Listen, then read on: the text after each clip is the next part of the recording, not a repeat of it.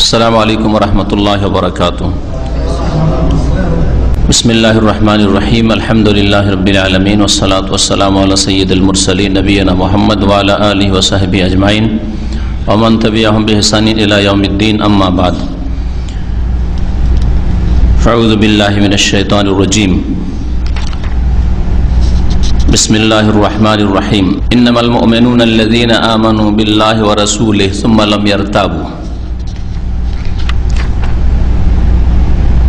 সম্মানিত ভাতৃমণ্ডলী, আল্লাহ পাক রব্বুল আলামিনের সমস্ত প্রশংসা যে আল্লাহ পাক রব্বুল আলামিন আমাদের সৃষ্টি করেছেন এবং আমাদের ওপর তার দ্বীন সম্পর্কে জানা ফরজ করেছেন।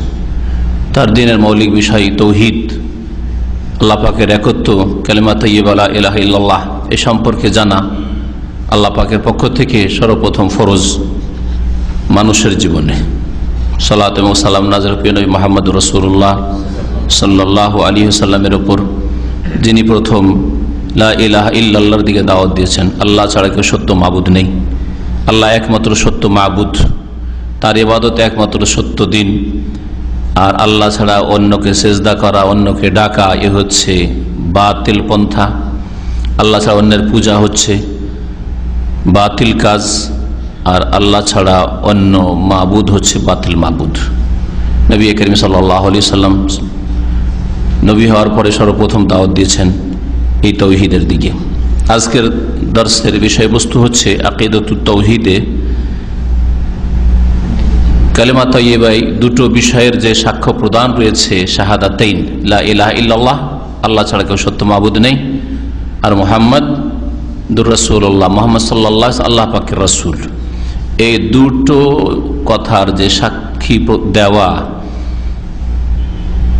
মুসলিম হওয়ার জন্য সর্বপ্রথম কাজ বিশ্বাসের পরে এই দুটো কালেমার সাক্ষী দেওয়ার বা শাহাদাতের শর্তাবলী কি, মানে কি কি শর্ত যদি পুরা হয় তাহলে সেই সাক্ষীটা কাজে আসবে, আর শর্ত যদি অসম্পূর্ণ থাকে তাহলে সেই শাহাদাত, সেই সাক্ষীটা গ্রহণযোগ্য নয়, অসম্পূর্ণ। লা ইলাহা ইল্লাল্লাহ প্রথম কালেমার প্রথম অংশ, কালেমা তাইয়্যিবার প্রথম অংশ হচ্ছে লা ইলাহা ইল্লাল্লাহ, আল্লাহ ছাড়া কেউ সত্য মাবুদ নেই এ কথার সাক্ষ্য প্রদান করা। যেমন নবী করিম সাল্লাল্লাহু আলাইহি সাল্লামের সহিহ হাদিসে রয়েছে, সহিহ বুখারীর অন্যান্য হাদিসের কিতাবে, বুনিয়াল ইসলাম আলা খামস, ইসলামের ভিত্তি স্থাপিত হয়েছে পাঁচটি বিষয়ের উপর। প্রথম বিষয় হচ্ছে শাহাদাতি আল্লাহ ইলাহা ইল্লাল্লাহ, লা ইলাহা ইল্লাল্লাহর সাক্ষ্য প্রদান করা, সাক্ষী দেওয়া। ওয়া আন্না মুহাম্মাদান রাসূলুল্লাহ, আর দ্বিতীয় যে কথাটির সাক্ষী দিতে হবে সেটা হচ্ছে মুহাম্মদ সাল্লাল্লাহু আল্লাহ পাকের রাসূল, এই কথার সাক্ষ্য প্রদান করা, সাক্ষী দিতে হবে। আর সাক্ষী দেওয়া হয় বিশ্বাস করে, উচ্চারণ করা নাম হচ্ছে সাক্ষী। সাক্ষী দিতে হয় মুখে উচ্চারণ করে। দুনিয়ার কাজের ক্ষেত্রে যেমন সাক্ষী মুখে দিতে হয়, তাই না? মনে মনে আপনি একটা কথা মনে করেন যে এটাই ঠিক, এটা ভুল, এই লোকটা ভালো, এই লোকটা মন্দ, এই লোকটা দোষী, এই লোকটা নির্দোষী, শুধু মনে রাখলেই সাক্ষী হয় না, বরং সাক্ষীটা কি করতে হয়?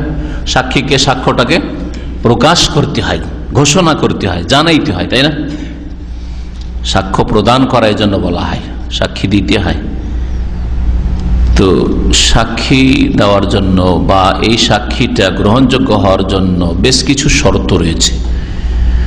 আজকের দর্শের প্রথম বিষয়বস্তু হচ্ছে সাক্ষী দেওয়া। প্রথম লা ইলাহা ইল্লাল্লাহর যে সাক্ষী দেবেন তার শর্তাবলী, আর তারপরে মুহাম্মদ সাল্লাল্লাহু আল্লাহ পাকের রাসূল মুহাম্মদ রাসূলুল্লাহ দ্বিতীয় যে কালিমার অংশটুকু, এর শর্তাবলী। এই সাক্ষী আপনার গ্রহণযোগ্য কখন হবে, তার জন্য কি কি শর্ত, এই শর্তগুলি আছে। যদি এগুলো পুরা করেন তাহলে আপনার এই সাক্ষী দেওয়া মানে মুখে উচ্চারণ করে কাজে আসবে, স্বীকৃতি দেওয়া কাজে আসবে, না হলে কাজে আসবে না। বিষয়টি অত্যন্ত গুরুত্বপূর্ণ, কারণ লা ইলাহা ইল্লাল্লাহ তাহলে পড়ে নেওয়া যথেষ্ট নয়, তার শর্তগুলি পুরা করতে হয়। মুহাম্মদ রাসূলুল্লাহ মুখে বলা যথেষ্ট নয়, বরং তার শর্তাবলী পুরা করতে হবে। প্রথম জানুন লা ইলাহা ইল্লাল্লাহ, আল্লাহ ছাড়া কেউ সত্য মাবুদ নেই। এই যে লা ইলাহা ইল্লাল্লাহর সঠিক অর্থ এর আগে যা আলোচনা হয়েছে আমাদের ধারাবাহিক আলোচনায় আকিদা তাওহীদের, লা ইলাহা ইল্লাল্লাহর শর্তাবলী কি, এর 7টি শর্ত রয়েছে, আর কেউ কেউ 8ম শর্ত এতে আরো বাড়িয়েছেন। 7টি শর্ত প্রথম বলে দিই, কারণ লেখক 7টি শর্ত বলেছেন, আর 7টি যথেষ্ট। 7টির মধ্যে 8 নম্বরটাও চলে আসবে। শুরুতুল লা ইলাহা ইল্লাল্লাহ, প্রথম লেখক বলছেন সালেসান, এই অধ্যায়ের তৃতীয় যে বিষয়টি সেটি হচ্ছে শুরুতুশ শাহাদাতাইন, 2 শাহাদাতের শর্তাবলী, অর্থাৎ লা ইলাহা ইল্লাল্লাহ শর্তাবলী। এটা প্রথম শাহাদাত, প্রথম সাক্ষ্য প্রদান, আর মুহাম্মদ রাসূলুল্লাহ দ্বিতীয় সাক্ষী দেওয়া, এই দ্বিতীয় বাক্যটি যে সাক্ষী দেবেন এর শর্তাবলী। প্রথম আলিফ ক, শুরুতুল লা ইলাহা ইল্লাল্লাহ, লা ইলাহা ইল্লাল্লাহর শর্তাবলী। লেখক বলছেন লা বুদ্দা ফি শাহাদাতি আল্লা ইলাহা ইল্লাল্লাহ মিন সাবআতি শুরুত, লা ইলাহা ইল্লাল্লাহর সাক্ষ্য প্রদানের জন্য 7টি শর্ত বিদ্যমান থাকা আবশ্যক। লা ইলাহা ইল্লাল্লাহ যে আপনি সাক্ষী দিচ্ছেন তাহলে মুসলিম হচ্ছেন, জন্মসূত্রে থাকলেও সেটাকে সাবালক হওয়ার সাথে বহাল রাখতে হবে, সেটাকে কন্টিনিউ করতে হবে, সেটাকে এখন টিকিয়ে রাখতে হবে। এর নামে হচ্ছে আপনার সাক্ষী দেওয়া। আর কেউ যদি অমুসলিম মুসলমান হয় তাহলে বলবো এখন সাক্ষী দাও, এবং সাক্ষী শুধু মুখে উচ্চারণের নাম না, এর সাথে 7টি শর্ত আছে। প্রত্যেকটি শর্ত নিউ মুসলিমকে পুরা করতে হয় মুসলিম থাকার জন্য, হওয়ার জন্য, শুধু মুখে বললে হবে না। ঠিক তেমনি জন্মসূত্রে যারা মুসলিম, যখনই সাবালক হবে, সাবালক হওয়ার যে কোনো লক্ষণের মাধ্যমে প্রথম সাবালক হয়ে উঠবে, তখনই বলবো না যে তোমাকে এখন কলিমা পড়তে হবে, না, কলিমা পড়ার প্রয়োজন নেই, কারণ জন্মসূত্রে এই কলিমা পেয়েছে সে। আসল হচ্ছে সেই কলিমার ওপরে আছে, যদি এর বিপরীত কিছু প্রকাশ না পায়। এই জন্য এতদিন তো আমরা অনেক আলেমদের ভাষায় এই কথা শুনে থাকি, এবং আমিও অনেক সময় বলেছি যে যতদিন সাবালক বা সাবালিকা হয়নি কোনো মানুষ, কোনো মুসলিম, বিশেষ করে মুসলিম পরিবারে যারা জন্ম নিয়েছে, ততদিন এরা কেমন মুসলিম? বাই চান্সে মুসলিম, মানে চান্সের মাধ্যমে মুসলিম হয়ে গেছে। চান্স তো বুঝেন, সুযোগ পেয়ে গেছে মুসলিম পরিবারে জন্ম নেওয়ার। আল্লাহ পাক মুসলিম ঘরে ওকে জন্ম দিয়েছে, হিন্দুর ঘরে জন্মেনি, খ্রিস্টানের ঘরে জন্মেনি, ইহুদির ঘরে জন্মেনি, বৌদ্ধর ঘরে জন্মেনি, শিখের ঘরে জন্মেনি, চান্সে পেয়ে গেছে মুসলিম। মুসলিম বাই চান্স, তার আল্লাহ পাকে সুবর্ণ সুযোগ দিয়েছেন যে ওর চান্সে লেগে গেছে মুসলিম হওয়া। যখনই সাবালক হবে বা সাবালিকা হবে, এখন বাই চয়েস মুসলিম হতে হবে। বাই চান্সের মুসলিম থাকা যথেষ্ট নয়, বরং এখন চয়েস করতে হবে। মুসলিম সাবালক হয়েছ, কালেমা ঠিক রেখেছো তো, না কালেমাকে নাকচ করছো কবর মাজারে সেজদা করে, পীরকে সেজদা করে, গাছকে সেজদা করে, হ্যাঁ, দেবদেবীকে সেজদা করে, আল্লাহ ছাড়ানোর জন্য জবাই করে। যদি এরকম কিছু করে থাকো তাহলে শেষ, এখন চয়েস হলো না, তাহলে লা ইলাহা ইল্লাল্লাহকে তুমি চয়েস করলে না, মুশরিক হয়ে গেলে।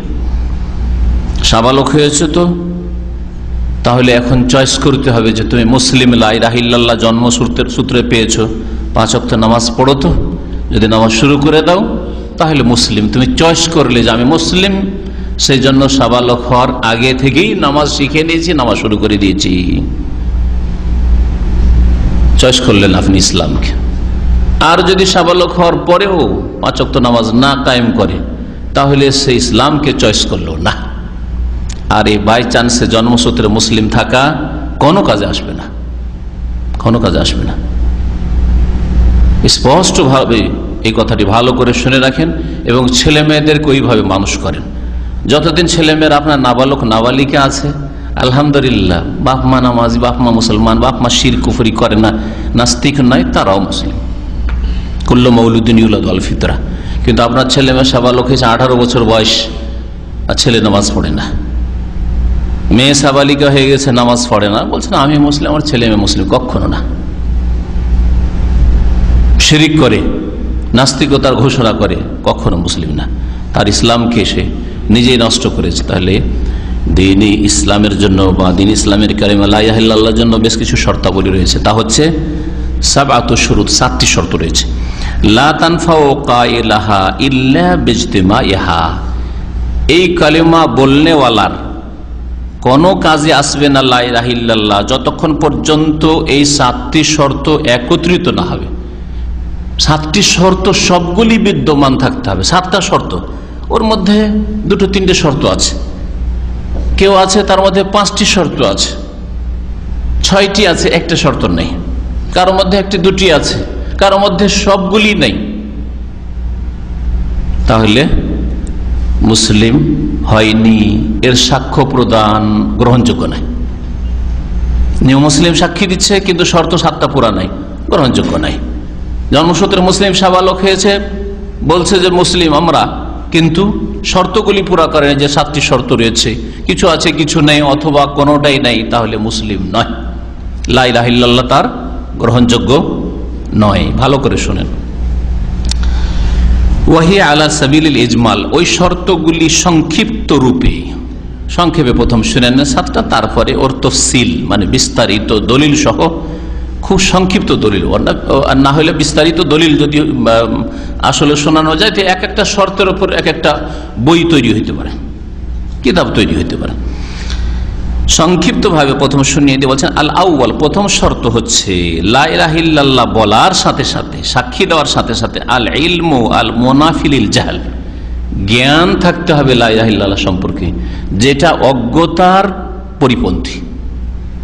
অর্থাৎ আপনি লা ইলাহা ইল্লাল্লাহ বলছেন অজ্ঞতার সাথে নয়, বলছেন লা ইলাহা ইল্লাল্লাহ। যদি জিজ্ঞাসা করা হয় যে আপনি যে লা ইলাহা বলছেন এর অর্থ কি, বলছে তা তো জানি না ভাই, চলবে না, তাহলে আপনি মুসলিম না।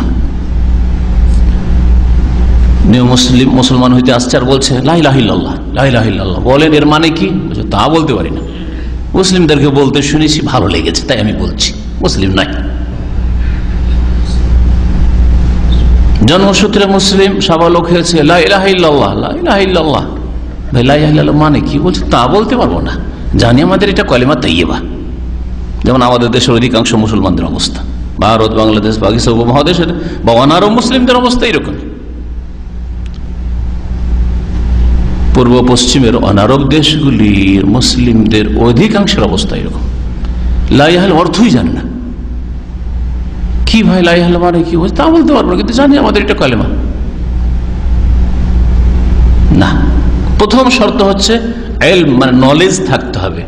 লা ইলাহা ইল্লাল্লাহ নলেজ থাকা মানে কি, লা ইলাহা ইল্লাল্লাহ মানে কি অর্থ, ওর অর্থ সম্পর্কে জানা, যেটা অজ্ঞতার পরিমাণ। আপনি অজ্ঞ নন লা ইলাহা ইল্লাল্লাহ সম্পর্কে, লা ইলাহা জানেন, আপনি জেনে শুনে বলছেন যে আল্লাহ ছাড়া কেউ সত্য মাবুদ নেই, এটা জানছি অন্তর থেকে, তারপর কথা উচ্চারণ করছি। সুতরাং জেনে শুনে যখন বলছেন তো কাজও এরকমই হবে। আর যারা কবর মাজার পূজা করেছে জেনে শুনে বলে না, যার ফলে কাজ উল্টো দিই, লা ইলাহা ইল্লাল্লাহ জিকির আমাদের চাইতে বেশি করছে আর কবর মাজার সেজদাও করছে, কারণ অর্থ জানে না, মিসকিন, অসহায়। দ্বিতীয় শর্ত আল ইয়াকিন আল মুনাফিল শাক, দৃঢ় প্রত্যয়। ইয়াকিন মানে দৃঢ় বিশ্বাস। জানা, ইলম আর ইয়াকিনের পার্থক্য কি আছে? পার্থক্য না নেই? জানা আর বিশ্বাস করা দুটোতে পার্থক্য আছে না নেই? জানা অমুসলিম নেই, ইসলাম সম্পর্কে ভালো জানে কিন্তু অমুসলিম নেই, এরকম মুসলিম সমাজে অনেকে জানা শয়তান নেই, যথেষ্ট জ্ঞান রাখে কিন্তু বেনামাজি, যথেষ্ট জ্ঞান রাখে তাওহীদ সম্পর্কে, তারপরে আমল নাই, শিরক করে। তাহলে নলেজ থাকা যথেষ্ট নাই, জানছেন, এখন ইয়াকিন করতে হবে, জানার পরে বিশ্বাস করতে হবে, ইয়াকিন দ্বিতীয় শর্ত। ইয়াকিনটা, বিশ্বাসটার পরিপন্থী বিষয় হচ্ছে কি? সন্দেহ। তাহলে এমন ইয়াকিন থাকবে, এমন দৃঢ় বিশ্বাস থাকবে, প্রত্যয়, যেটা সন্দেহের পরিপন্থী, কোনো সন্দেহ নেই। কারণ আল্লাহ ছাড়া কেউ সত্য মাবুদ নেই। সামান্য যদি সন্দেহ থাকে, বলছি তো আল্লাহ ছাড়া সত্য মাবুদ নেই, কিন্তু হলে হতে পারে।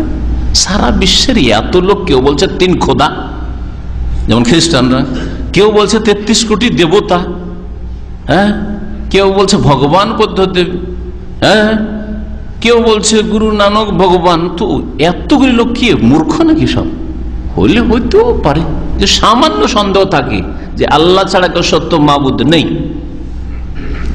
এত বড় বড় আলেমরা, হুজুররা বলছে যে কবর মাজারে পাওয়া যায়, রোগ ভালো হয়, হ্যাঁ, তারপরে মনের আশা পূরণ হয়, ছেলে মেয়ে পাওয়া যায়, তারা জানতে পারে, তারা মারা যায় না, শোনে, দিতে পারে, উঠে চলে আসতে পারে, সাহায্য করতে পারে। সামান্য যদি সন্দেহ থাকে যে আল্লাহ ছাড়া কেউ দিতে পারে, উদ্ধার করতে পারে, বালা মুসিবত দূর করতে পারে, ছেলে মেয়ে দিতে পারে, তাহলে এটা কি হলো? ইয়াকিনের বিপরীত। লা ইলাহা ইল্লাল্লাহর উপর ইয়াকিনে সন্দেহ আছে। 100% বিশ্বাস হতে হবে, ইয়াকিন হইতে হবে। তার মধ্যে 90% বিশ্বাস কিন্তু হতে পারে। আমরা অনেক খবরের ক্ষেত্রে বলি না যে কথাটা 90%, 90% তো ঠিক, তার মানে পুরোপুরি আপনার ইয়াকিন হইলে হইতে পারে এর বিপরীতটা, তাই না? চলবে না। লা ইলাহা ইল্লাল্লাহর ক্ষেত্রে এইরকম হইলে হবে না। এত বড় বড় বুদ্ধিজীবীরা বলছে যে আজকাল আবার ধর্ম কিসের, এগুলো তো ওই যুগের, যে যুগে মানুষ কিছু বুঝতো না, হইলে হইতেও পারে, তারাও তো কিছু বুঝে, তাহলে সে মুসলিম নয়। লা ইলাহার শর্ত পুরা করলো না। তৃতীয় শর্ত হচ্ছে আল কবুল, সাদরে গ্রহণ করা। লা ইলাহা ইল্লাল্লাহকে কি করবে? অর্থ জানলো, বিশ্বাস করলো, সাদরে গ্রহণ করলো। অনেক সময় বিশ্বাস করে সাদরে গ্রহণ করে না। অনেক অমুসলিম আছে, দিন ইসলামের সত্যতার উপর বিশ্বাস হয়েছে, কিন্তু সাদরে গ্রহণ করতে পারেনি বিভিন্ন বাধার কারণে। পরিবার বাধা, হ্যাঁ, স্ত্রী বাধা, হ্যাঁ, দেশ বাধা, নেতৃত্ব বাধা, ব্যবসা বাধা, ব্যবসা মার খাবে আমারে, ইসলাম গ্রহণ করলে আমার মুশকিল হবে চলাফেরা, নিরাপত্তাহীনতার আশঙ্কা বাধা, কত রকমের বাধা। তাহলে এই লোকটার নলেজও ছিল লা ইলাহা ইল্লাল্লাহ সম্পর্কে, হ্যাঁ, বিশ্বাসও হয়ে গেছিল, কিন্তু কবুল করতে পারেনি। মুসলিম বলবেন ওকে? মুসলিম বলবেন না কখনো। করা আল মুনাফিলির রদ, যেটা পরিপন্থী কিসের? প্রত্যাখ্যানের, খণ্ডন করে দেওয়ার। মানলাম না নয়, মেনে নিলাম, সাদরে গ্রহণ করলাম, কথা বলতে হবে। আসলামতু লিল্লাহি রাব্বিল আলামিন। চতুর্থ শর্ত হচ্ছে আল ইনকিয়াদ, সাদরে গ্রহণ করার পরে অনুগত হয়ে যাওয়া। অনেক সময় গ্রহণ করেন কিন্তু অনুগত না। যেমন অধিকাংশ আজকালকার মুসলিমদের অবস্থা, যে তারাকে যদি বলেন আপনি কি আল্লাহ বিশ্বাস করেন না? অবশ্যই বিশ্বাস করি। ভাই কেমন কথা বলেন? রসুল বিশ্বাস করেন না? অবশ্যই করি। পরকাল বিশ্বাস করেন না? সব করি। নামাজ বিশ্বাস করেন না? করি। কবুল করেন না? নামাজ কি আপনাকে ভালো লাগে না? অবশ্যই ভালো লাগে। পড়েন না কেন? পারি না। কোনটা নাই তাহলে? ইনকিয়াদ নেই, অনুগত নাই, অবিডিয়েন্ট নয়, সে আনুগত্য নাই। মেনে নেব শির নত করে আল্লাহর বিধান, আল্লাহ পাকের তৌহিদ, এটা নেই। আপনাকে বিশ্বাস হয় না যে সৌদি আরবে একটা কবর মাজার পূজা হয় না, এটা পীর পূজা হয় না, এটা আপনার বিশ্বাস হয় না? এ সম্পর্কে জানা নেই? সৌদি আরবে এতদিন থাকলে জানেন না? বলে জানি। প্রথম শর্ত আছে না? বিশ্বাস করেন? হ্যাঁ বিশ্বাস করি যে এটি ঠিক, আসলে কবর মাজার পূজা এইসব ইসলামে নেই। কবুল করেন? বলছে হ্যাঁ কবুল করি। তো আবার মাজারে কেন যান দেশে গিয়ে? বলছে বাধ্য হইতে হয়, পারি না, অনুগত হইতে পারি না। দেশেও গিয়ে মাজারে যাব না, বাপ মা বাধ্য করে। বুঝতে পেরেছেন? একটু চাপের মুখে কে কি বলবে না বলবে সব ঝামেলা, চলো মাজারে যাই। তাহলে ইনকিয়াদ নেই, আনুগত্য নাই, আনুগত্য নাই। কবুল করার পরেও তাহলে মুসলিম হতে পারেনি, লা ইলাহা ইল্লাল্লাহর শর্ত পুরা করেনি। ইনকিয়াদ কাকে বলে? তার বিপরীত হচ্ছে আল মুনাফিলি তারক, পরিত্যাগ করার পরিপন্থী হচ্ছে আনুগত্য করা। ঠিক উদাহরণ যে দিলাম, নামাজ মানেন? মানি। নামাজ কি গ্রহণ করেন না? অবশ্যই গ্রহণ করি। পড়েন না কেন? নামাজ ছুটে যায় ভাই, পারি না, ব্যস্ততা, ঘুম ভাঙে না, সূর্য উঠে যায়, দুনিয়ার সমস্ত কাজের জন্য ঘুম ভাগে, ফজরের জন্য ঘুম ভাগে না। তাই লা ইলাহা ইল্লাল্লাহ শর্তের যে ইনকিয়াদ আছে, আনুগত্য নাই, আনুগত্য থাকতে হবে। 4 নম্বর শর্ত দেখলেন। 5 নম্বর শর্ত আল ইখলাস। আগের শর্তগুলির সাথে কি থাকতে হবে? নিষ্ঠা, ইখলাস, আল্লাহর জন্য হওয়া। সেটা লা ইলাহা ইল্লাল্লাহ জেনেছেন, হ্যাঁ, বিশ্বাস করেছেন, সাদরে গ্রহণ করেছেন, আনুগত্য করেছেন ইখলাসের সাথে। দুনিয়ার কোনো গরজও নাই, আমার কফিল খুব পরেজগার, আমার বস খুব ভালো মানুষ, অথবা আমাকে বড় একটা টোপ দেওয়া হয়েছে যে তুমি যদি পাক্কা মুসলিম হয়ে যাও তাহলে তোমার প্রমোশন হবে, যেমন এখানে ওই রকম অনেক নিউ মুসলিম থাকে, এক বাঙালি ওই রকমই আমাদের কাছে ইসলাম গ্রহণ করেছে, শুধু এই আলজাবর কোম্পানিতে ওপর পোস্টে যাতে করে যেতে পারে, কারণ তার এক্সিট লাগতে যাচ্ছিল তার চরিত্রহীনতার কারণে, হ্যাঁ, অথবা প্রমোশন পাচ্ছিল না। ইসলাম কবুল করলে লোক ধার্মিক, খুব পরেশগার মানুষ, সুতরাং কনসিডার করবে, ভুল হইলেও মাফ করে দেবে। আল্লাহর লানত হোক এইরকম অসৎ লোকদের ওপর, যারা দুনিয়ার গরজ করে দিন দিয়ে, ধর্মকে বিক্রি করে দুনিয়া খরিদ করে। আল্লাহর দুনিয়াতেও লানত আর আখিরাতেও লানত ইনশাআল্লাহ। কখনো দিন দিয়ে, আপনার নামাজ রোজা হজ যাকাত দিয়ে, আপনার দাড়ি দিয়ে দুনিয়া কেনার চেষ্টা করবেন না, দুনিয়া খরিদ করার চেষ্টা করবেন না। লাত মারেন দুনিয়াকে, পায়ের তলায় এসে লুটিয়ে পড়বে। আপনি দিনকে এক নম্বর রাখেন, দুনিয়া দিয়ে দিন খরিদ করেন, দুনিয়া দিয়ে আখেরাত খরিদ করেন, আর আখেরাত বিক্রি করে দুনিয়া খরিদ করবেন। এত নিচে কোনো মানুষ নামতে পারে না, মুসলিম কি করে নামতে পারে? আল ইখলাস, এর নাম হচ্ছে ইখলাস, আন্তরিকতা, নিষ্ঠা, খলুসিয়ত, হ্যাঁ, যে ভাষায় বলেন আপনি, যেটা হচ্ছে আল মুনাফিল শিরক, যেটা শিরকের পরিপন্থী। শিরকের দুটো দিক, একটা দিক হচ্ছে যে লা ইলাহা ইল্লাল্লাহ পড়বেন আল্লাহর জন্য, আল্লাহর কালেমার সাক্ষী দিয়েছেন আল্লাহর জন্য। এমন না যে লা ইলাহা ইল্লাল্লাহ পড়েও আপনি মনে করছেন যে বড় পীর খুশি হবে তাই লা ইলাহা বেশি জিকির করছি, বড় শিরক। লা ইলাহা ইল্লাল্লাহ পড়েও বড় শিরক, কারণ লা ইলাহা ইল্লাল্লাহ দিয়ে কাকে খুশি করতে চেয়েছেন? বড় পীর সাহেব গৌসুল আজম। হ্যাঁ, আর আরেকটা হচ্ছে লা ইলাহা ইল্লাল্লাহ পড়লেন দুনিয়ার গরজে, দেখানোর জন্য, শোনানোর জন্য, কোন দুনিয়ার গরজ হাসিলের জন্য, রিয়াকারী, রিয়াআন ও সুমআতান, দেখানোর জন্য অথবা শোনানোর জন্য।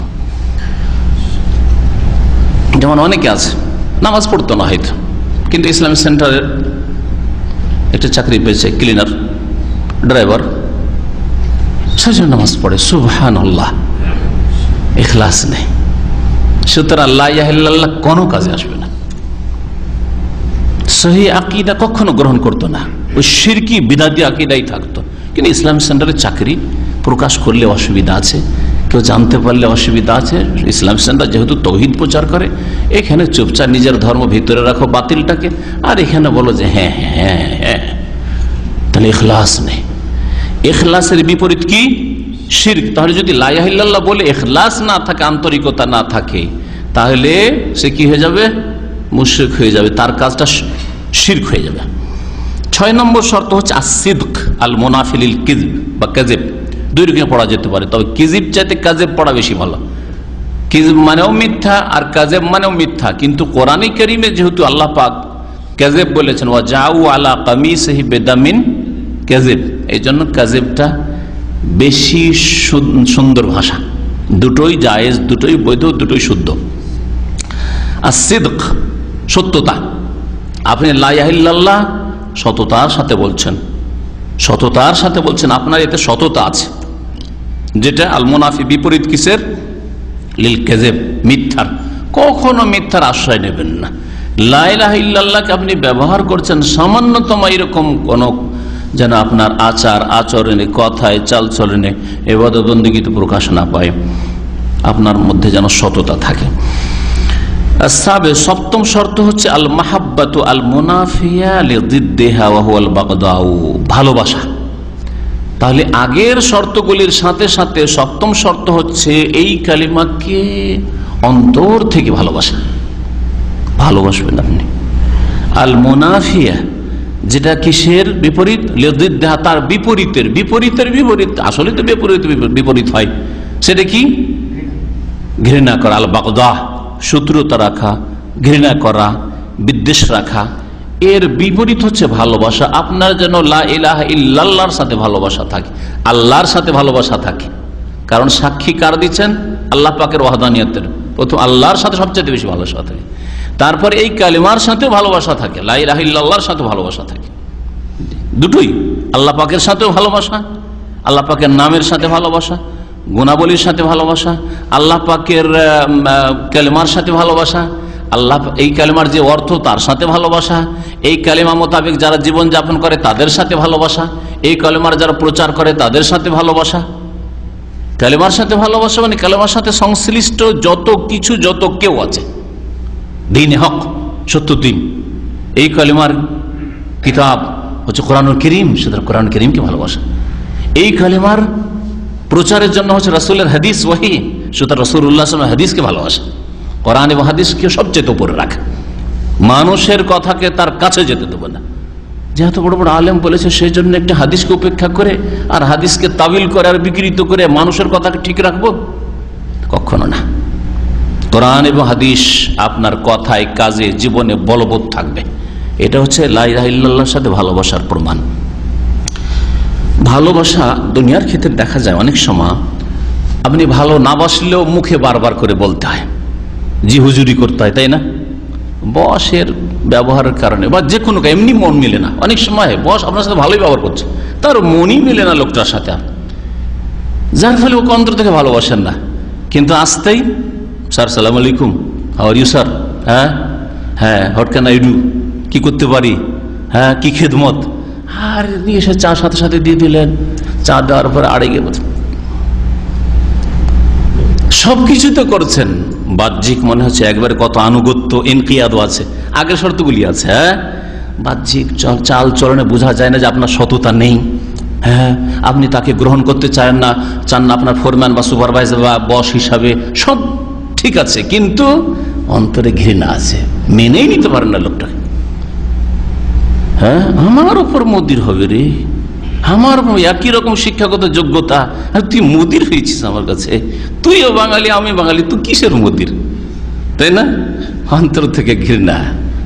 এরকম দুনিয়ার ক্ষেত্রে হয়ে থাকে। কালেমার সাথে যেন এইরকম বদাচরণ না থাকে, না হলে কালেমা পড়া কাজে আসবে না, কালেমা পড়া কাজে আসবে না। জি, ওয়াম্মা তাসিলুহা ফাকামায়ালি, সংক্ষিপ্ত 7টা বলা হলো, তাই না? তারপরে লেখক বলছেন যে এর বিস্তারিত আলোচনা ফাকামায়ালি, যেমন নিম্নে বর্ণিত হইল, মানে নিম্নে পেশ করছি। প্রথম শর্ত কি বলা হয়েছিল? ইলম থাকা, লা ইলাহা ইল্লাল্লাহ সম্পর্কে জ্ঞান থাকতে হবে। অর্থ জানেন না, অজ্ঞ চলবে না। শর্তুল আউয়াল, প্রথম শর্ত হচ্ছে আল ইলম। ইলমের মানে কি সংক্ষেপে আমি বলে দিচ্ছি, এখন শোনেন লেখকের ভাষায়। আল ইলমু বিমানাহা, লা ইলাহা ইল্লাল্লাহর অর্থ সম্পর্কে জ্ঞান রাখা, আপনি অর্থ জানছেন। আল মুরাদু মিনহা, তার উদ্দেশ্য কি, কালেমা লা ইলাহা ইল্লাল্লাহর উদ্দেশ্য কি এটা বুঝছেন। ওয়ামা তানফিহে, কালেমা লা ইলাহা ইল্লাল্লাহ কোন জিনিসগুলিকে অস্বীকার করে, মানে বাতিল মাবুদকে অস্বীকার করে, এটা জানতে হবে আপনাকে। ওয়ামা তুসবিতুহু, আর কোন জিনিসগুলোকে সাব্যস্ত রাখে, আল্লাহর ইবাদতকে সাব্যস্ত রাখে, আল্লাহর রুবুবিয়ত, আল্লাহর কাজে তাওহীদ, আল্লাহ পাকের ইবাদতে উলুহিয়ত, আল্লাহ পাকের নাম গুণাবলী, এই 3 রকমের তাওহীদ, তাওহীদ রুবুবিয়ত, তাওহীদ উলুহিয়ত, তাওহীদুল আসমা ওয়াস সিফাতকে সাবিত রাখে। হ্যাঁ, এগুলি জানতে হবে আপনাকে, তাহলে এগুলি জ্ঞান রাখতে। আল মুনাফিল জাহাল, যেটা আল জাহাল বিযালিক, এই সম্পর্কে অজ্ঞতার পরিপন্থী, আপনি যেন লা ইলাহা ইল্লাল্লাহ সম্পর্কে অজ্ঞ না থাকেন। কালা তাআলা, দলিল কি যে লা ইলাহা ইল্লাল্লাহ শুধু মন্ত্রের মতো পাঠ করলে কাজ হবে না, অর্থ জানতে হবে। শোনেন, কোরআনে কারিমে আরো দলিল আছে, একটা করে দলিল লেখক পেশ করেছেন।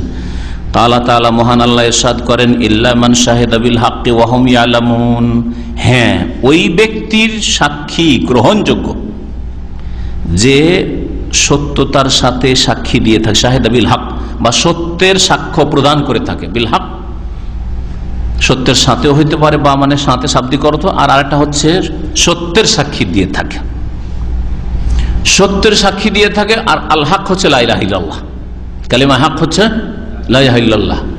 তো আল্লাহ পাকের তাওহীদ, যে সত্যের সাক্ষ্য প্রদান করে থাকে, এতটুকু শুধু বললেন না, ওয়াহুম ইয়ালামুন, এই অবস্থায় যে তারা জানেও বটে, জেনে শুনে, ওয়াহুম ইয়ালামুন জুমলা হালিয়া, এটাকে বলা আরবি গ্রামারে।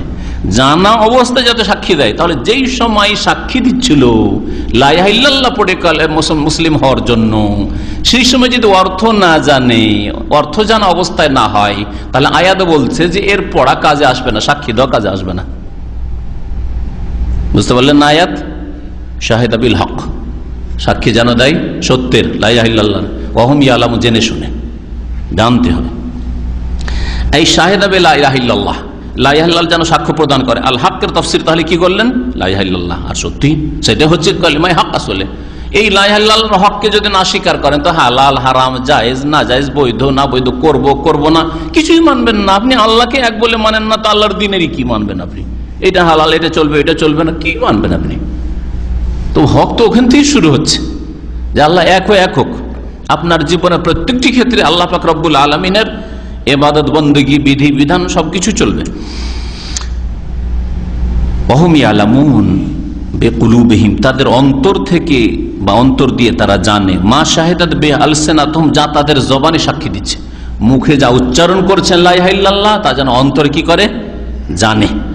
ফালাউ নাতাকা বিহা, সুতরাং কালেমা যদি উচ্চারণ করে, জিহ্বা দিয়ে বলো, নতক মানে হচ্ছে জিহ্বায় বলা, যদি কেউ উচ্চারণ করে বলে ওয়াহুয়া লা ইয়ালামু মানাহা, কিন্তু সে তার অর্থ বুঝে না, লাম তানফাহু, তাহলে এই লা ইলাহা ইল্লাল্লাহ কালেমা তার কোনো কাজে আসবে না।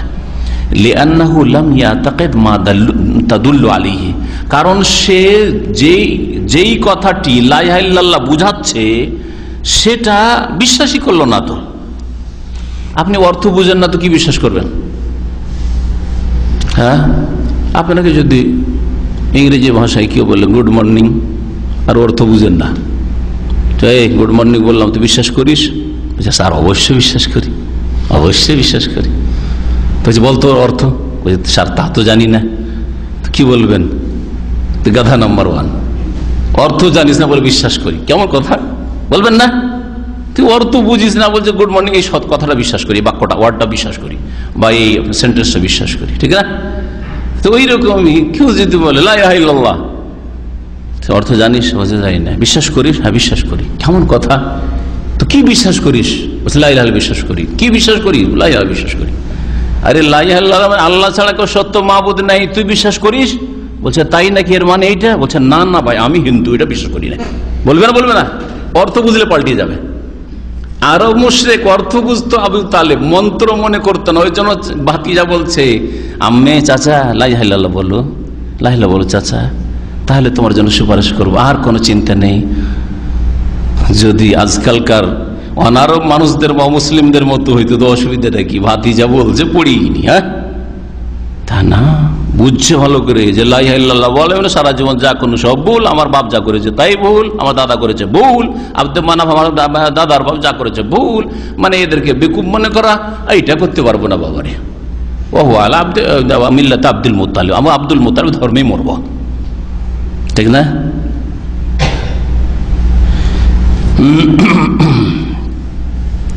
শর্তুসানি, দ্বিতীয় শর্ত আল ইয়াকিন, দৃঢ় বিশ্বাস করা। বেআইন ইয়াকুনা কায়েলুহা মুস্তাইকিনান বিমা তাদুল্লু আলাইহি। ইয়াকিন মানে কি? ইয়াকিনের ব্যাখ্যা করছে যে এটা যে বলছে, এটার উচ্চারণকারী বা এটার বলনেওয়ালা যেন যা এর অর্থ বেরোচ্ছে, যা এ প্রমাণ করছে লা ইলাহা ইল্লাল্লাহ, এর ওপর কি করে? মুস্তাইকিনান মানে ইয়াকিনকারী হয়, দৃঢ় বিশ্বাসী হয়, কোন রকমের সন্দেহ যেন না থাকে। ফাইন কানা শাক্কান বিমা তাদুল্লু আলাইহি, যদি লা ইলাহা ইল্লাল্লাহ যে অর্থ বহন করে তাতে যদি সে সন্দিহান থাকে, আমার একটু সন্দেহ আছে, ভালো লাগছে, মোটামুটি বিশ্বাস করি কিন্তু ফুললি বিশ্বাস করতে পারছি না, লাম তানফাহু, তার কাজে আসবে না, লা ইলাহা ইল্লাল্লাহ কাজে আসবে না। আল্লাহ তাআলা মহান আল্লাহ ইরশাদ করেছেন ইন্নামাল মুমিনুনা আল্লাযীনা আমানু বিল্লাহি ওয়া রাসূলিহি সুম্মা লাম ইয়ারতাবু, নিঃসন্দেহে মুমিন তো একমাত্র তারা। ইন্নামা ওখানেই আসে যে তারপরে যে বাক্যটা আছে ওটাতে এটা বোঝায় যে যেটা বলছি এটা ছাড়া আর অন্য কিছুই নয়, অর্থাৎ মুমিন শুধু এরা যাদের কথা বলছি, অন্যরা মুমিন নয়। বুঝতে পারছেন? ইন্নামা, এই জন্য ইন্নামা অর্থ করা হয় যে এ ছাড়া কিছু নয়, এটা হচ্ছে এর অর্থ, শাব্দিক অর্থ। কি ছাড়া? যে আল মুমিনুন আল্লাযীনা, মুমিন শুধুমাত্র এরা, আল্লাযীনা আমানু বিল্লাহ, যার আল্লাহর প্রতি বিশ্বাস করে, ওয়া রাসূলিহি, তার রাসূলের প্রতি বিশ্বাস করে, সুম্মা লাম ইয়ারতাবু, অতঃপর তাতে যেন তারা কোনো রকমের সন্দেহ না করে। শুধু যদি বিশ্বাস করে বলে ছেড়ে দিতেন তাহলে বলতে পারে হ্যাঁ একটু সন্দেহ থাকলে হবে কি, তার যখন বেশিরভাগটা বিশ্বাস চলবে। আল্লাহ কি বলছেন? সুম্মা লাম ইয়ারতাবু, যেন কোনো রকমের সন্দেহ না থাকে, জীবনে কোনোদিন সন্দেহ না। 80 বছর বয়স পেল, সারা জীবন ঠিক রাখতে রাখতে রাখতে বিশ্বাস করি শেষখানে বলছে বিশ্বাস তো করি বাবা, কিন্তু একটু সন্দেহ লাগে, শেষ বয়স চলে যাবে জাহান্নামে, চিরকাল জাহান্নামে থাকবে সন্দেহের কারণে। তাহলে ইয়াকিন থাকতে হবে। এর দলিল পেলেন প্রথম আয়াতটি সূরা যুখরুফের, যেটা বললাম কিসের শর্ত সম্পর্কে, লা ইলাহা ইল্লাল্লাহর জ্ঞান থাকতে হবে, সূরা যুখরুফ আয়াত নম্বর 86। আর দ্বিতীয় যে দলিলটি এখন পেশ করলাম সেটা ইয়াকিনের দলিল, যে ইয়াকিন শর্ত, তার দলিল সূরা হুজরাতের আয়াত নম্বর 15-তে রয়েছে। ফাইন কানা মুরতাবান, কেউ যদি সন্দেহ করে, লা ইলাহা ইল্লাল্লাহ বলছে, এমন নয় যে আর বলবো না, এতদিন বলেছি আর বলবো না, যদি বলে তো মুরতাদ, ও কাফের হয়ে গেল, তাই না? কিন্তু না, বলছে যে না আমি লা ইলাহা ইল্লাল্লাহ বলবো, অসুবিধা কি, বলছি তো, কিন্তু সন্দেহ আছে। সন্দেহ যদি থাকে, কানা মুনাফিকান, তোর নাম কি? মুনাফিক। আল্লাহর এই কালেমায়, আল্লাহ পাকের রসুলে, কোরআনে কারীমে, রসুলের হাদিসে, নামাজে, কোন একটা স্পষ্ট দিন ইসলামের বিধানে যদি সন্দেহ থাকে, তাহলে সেই ব্যক্তি মুনাফিক। আর যদি সেটা প্রকাশ করে দেয়, লুকিয়ে রাখে, যতক্ষণ লুকিয়ে রাখবে মুনাফিক। সন্দেহ আছে, কিন্তু মুসলিম সমাজে, বাংলাদেশে প্রকাশ করলে জান বাঁচবে না, এই কাজ করা যাবে না, ভিতরে আছে থাক। যেমন বহু নাস্তিক এরকম মুসলিম সমাজে গজিয়ে আছে, আত্মগোপন করে আছে, যখনই দল ভারী দেখে প্রকাশ করে ফেলে। যদি প্রকাশ করে দেয় তাহলে সে মুরতাদ, কাফের।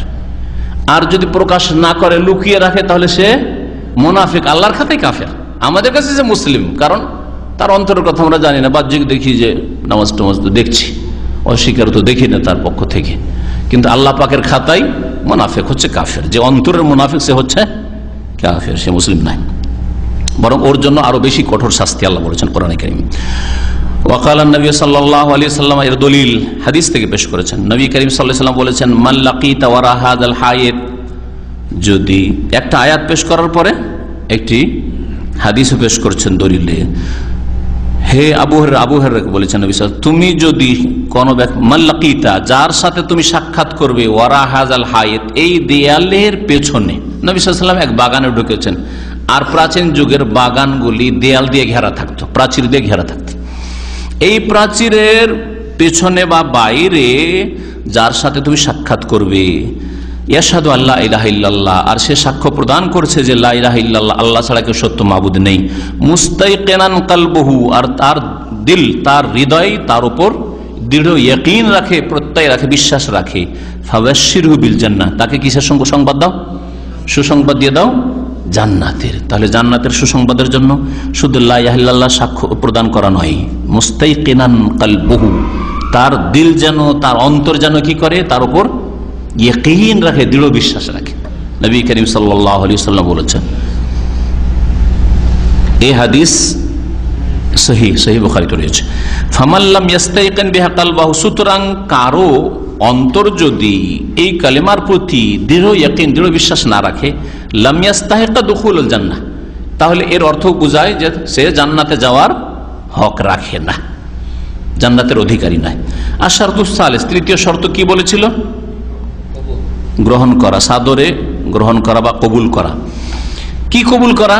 লিমাক্তাযাতহু হাযিহিল কালিমাতু মিন ইবাদাতিল্লাহি ওয়াহদাহু, এই কালেমা লা ইলাহা ইল্লাল্লাহ যে দাবি করে যে এক আল্লাহর ইবাদত করবেন, লা ইলাহা ইল্লাল্লাহ, আল্লাহ ছাড়া কেউ সত্য মাবুদ নেই আমার, আমি যেহেতু ঘোষণা করছি, সুতরাং আমার সত্য মাবুদ আর কেউ নেই, তোমাদেরও নাই, কিন্তু তোমরা হয়তো মানো না, কিন্তু আমি যখন ঘোষণা করছি তো আমার জন্য ফরজ যে আমি আল্লাহ পাকের ইবাদত করব।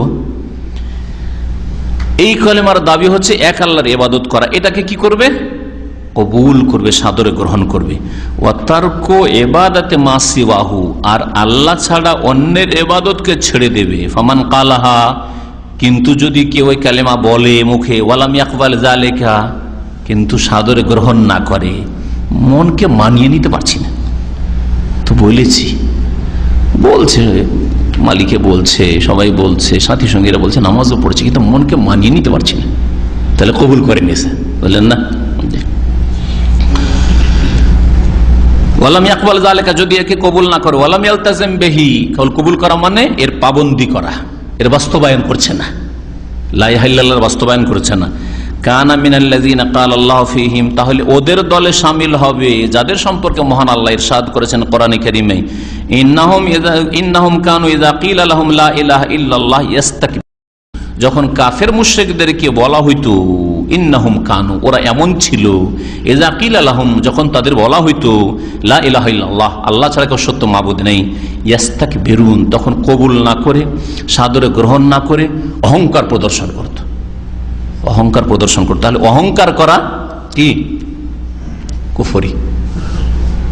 অহংকার করে এমনি মানুষের সাথে অহংকার নয়, আল্লাহর ইবাদতে যদি কি অহংকার করে তাহলে এটা কি?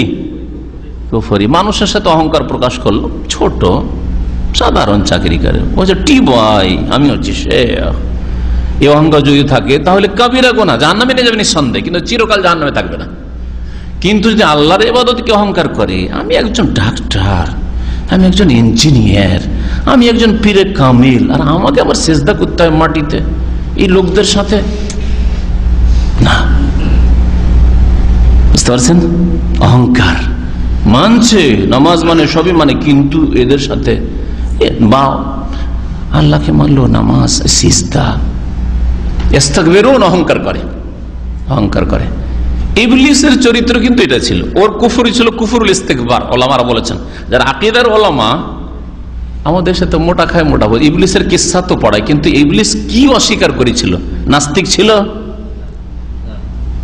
আল্লাহকে অস্বীকার করেছিল, মুশরিক ছিল, যে ইবলিস বলছেন আমি মূর্তি পূজা করব, কবর পূজা করব।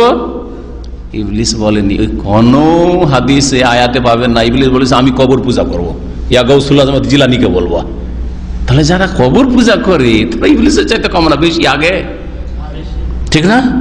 ভালো করে চিন্তা করে দেখেন, ইবলিস কি এরকম কিছু করেছিল যে আমি দেবদেবীর পূজা করব? কখনো বলেনি।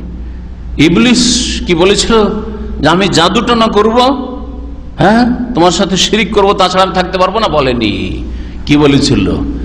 এতদিন সব মেনে এসছি, সবই মানি তোমার আল্লাহ, রব্বে বারবার করে নাফরমান হওয়ার পরেও যে আল্লাহর কাছে ডিসকাউন্ট চাইছে, ছাড় চাইছে, যে আমাকে রাখো কিয়ামত পর্যন্ত, আমি যেন মানব জাতিকে গোমরাহ করতে পারি। সেই দোয়াগুলি তো কি রয়েছে হাফেজ সাহেব? রব্বে নেই, রব্বে আনজিরনি ইলা ইয়াউমি ইউবাসুন, রব্বে বিমা আগওয়াইতানি, আল্লাহ যখন আমাকে গুমরাই করে দিলে, লাউয়ান্নাহুম আজমাইন, সবগুলি মানুষকে গুমরাহ করব। যাদের বাপের জন্য আমি জাহান্নামী হইলাম, ওকে সিজদা করলাম, সেই জন্য সবগুলিকে জাহান্নামে নিয়ে যাবো, ওর ছেলেদেরকেও ছেড়ে দেবো না কিয়ামত পর্যন্ত, ঠিক না? রব্বে রব্বে করছে, যে লোকটি রব্বে রব্বে করছে, এই কথা বলেনি যে হরে রাম হরে কৃষ্ণ, আমি এদেরকে জাহান্নামে নিয়ে যাবো, ইয়া গাউসুল আজম, আমি এদেরকে জাহান্নামে নিয়ে যাবো, বলেছে? তাহলে ইবলিস শয়তান কবর পূজারিও ছিল না, আর মূর্তি পূজকও ছিল না। কি ছিল তাহলে? কুফরুল ইস্তেকবার, অহংকারের কুফরি ছিল।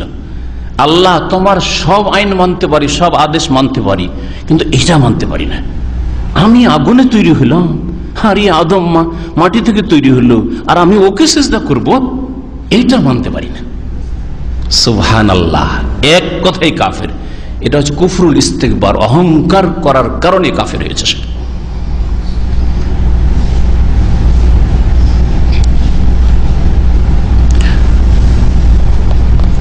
আল্লাহ পাক রব্বুল আলামিন বলছেন আরব মুশরিকদের সম্পর্কে, যখন তাদেরকে বলা হয়তো লা ইলাহা ইল্লাল্লাহ, তখন অহংকার প্রকাশ করত, কিন্তু যদি বলা হয় দেবদেবীর কথা, খুব খুশি,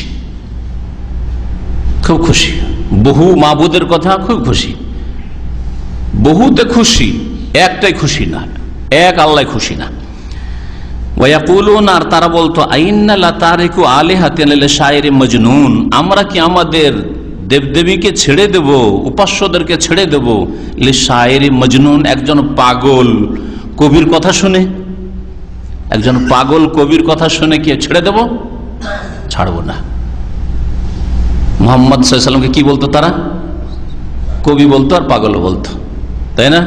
পাগল কবি, আর এই পাগল কবির কথা শুনে ছেড়ে দেব? এরা যে মিথ্যুক ছিল এর প্রমাণ তাদের কথাতে আছে। মজার কথা শুনেন, কারণ পাগল কোনোদিন কবি হতে পারে না, আর কবি পাগল হতে পারে না। যেদিন কবি পাগল হয়ে যাবে আর কবি থাকলো না, ও কি আর দিবে জাতিকে? নিজেই যে পাগল, পায়খানাও খেতে পারে, পেশাবও খেতে পান করতে পারে, ও সব কিছুই করতে পারে, রাস্তায় চলতে গিয়েও সিং মারতে পারে একটা গাড়িকেও। পাগল যে বুঝে না, সামনে গাড়ি আসছে মাথা দিয়ে ঠুকে দেবো, করবে না পাগল? ওর তো হুঁশ দিশাই দেয়। তার পাগল কি করে কাব্য রচনা করতে পারে? যে কত মিথ্যুক ছিল আরব কাফেররা, যে নবীকে কবিও বলছে আবার পাগলও বলছে। দুটো কখনো একত্রিত হইতে পারে না। একটা যদি বলতো চলো হইতে পারে, কিন্তু দুটো কথা কি করে ঠিক হবে? দুটো পরস্পর বিরোধী কথা। একজনকে কবিও বলছো, কবি মানে পণ্ডিত, সাহিত্য সম্পর্কে অগাধ নলেজ রাখে, না হলে কি করে কবি হইল? কবিও বলছো, আবার এদিকে পাগলও বলছো। কাব্য রচনা করছে। কোরআন যখন শোনাচ্ছেন নবী সাল্লাল্লাহু আলাইহি ওয়াসাল্লাম বলছে কাব্য রচনা করছে। আর পাগল কাব্য রচনা করতে পারে? যেদিন থেকে কাজী নজরুল ইসলামের অবস্থা খারাপ হয়েছে, সেই দিন থেকে আর কিছুই দিতে পারেনি জাতিকে, কিন্তু তার আগে দিয়েছে, ঠিক না?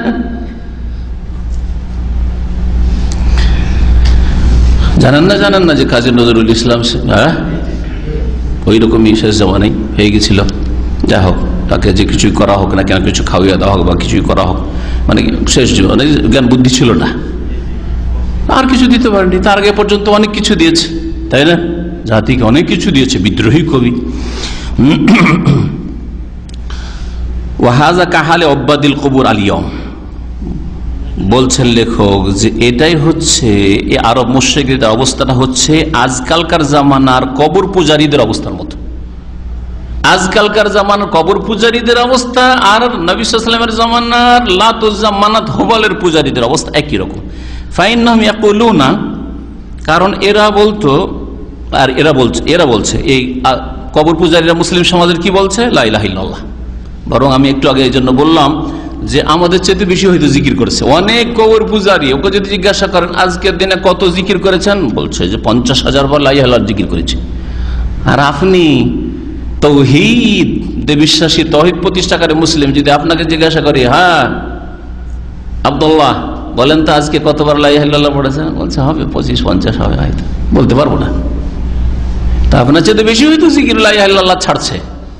কিন্তু শোনেন, লা ইলাহা ইল্লাল্লাহ তো বলছে ওয়ালা ইয়াতরুকুনা ইবাদাতাল কুবুর, লা ইলাহা ইল্লাল্লাহ বলা সত্ত্বেও এরা কবর পূজা ছাড়তে চাইলে কবরকে সিজদা করবে, কবরে ওরস লাগাবে, কবরে চাদর চড়াবে, ফুল চড়াবে, কবর থেকে পাওয়া যায় এই শিরকি বিশ্বাস রাখবে, কবরে গিয়ে চাইবে, কেউ রোগ ভালো করা চাইবে, কেউ ছেলে চাইবে, কেউ গিয়ে তেনা বাঁধবে, হ্যাঁ মহিলারা গিয়ে জড়িয়ে ধরবে ওই জালিগুলোকে, যে জড়িয়ে ধরলে পেটটা লাগালে পেটে গর্ভধারণ করবে। এইসব করেছে মুসলিম সমাজের লোকেরা, নিজের চোখে দেখে এসছে। জি হ্যাঁ, জড়িয়ে ধরে আছে, কাবাকে মুলতাজামকে যেমন ধরে থাকে এরকম ধরে আছে, মহিলারা পেট লাগিয়ে আছে মাজারের জালিতে, যাতে করে বাচ্চা ধরে।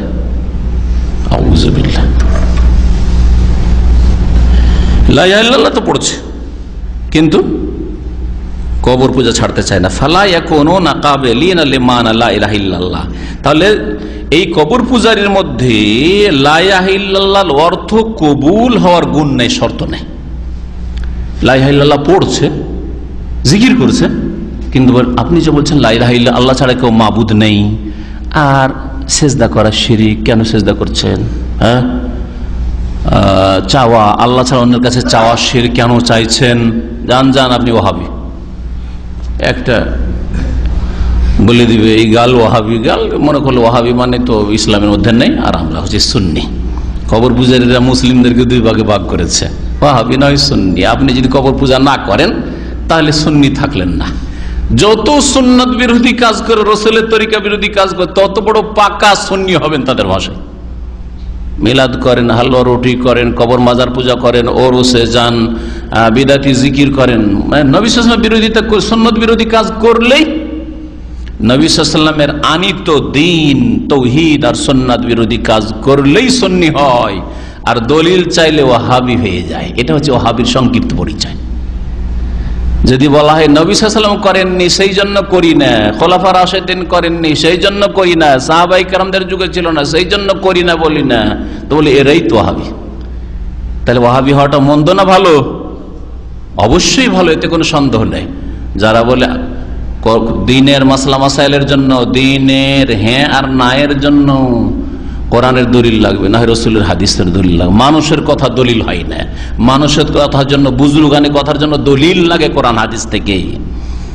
ওহি জীবনে কায়েম করতে হবে। তারাকে যদি ওয়াহাবি বলা হয় তো ওয়াহাবি নামও খারাপ না, আর কাজটাও তাদের খারাপ না। দলিল তলাশ করে, দলিল মোতাবেক জীবনযাপন করে, দলিল মোতাবেক লোকজনকে জীবনযাপন করতে বলে, অন্ধ হইতে নিষেধ করে। ধর্মের ক্ষেত্রে অন্ধ হবেন না, পড়েন আর নিজের জিভায় স্বাদ চাখেন। পীর বুজুর্গ আর হুজুর বুজুর্গানের দিন যা বলেছেন তাদের জিভায় স্বাদ চাখেন না, ধর্মের স্বাদ নিজের জিভায় চাখতে শিখেন।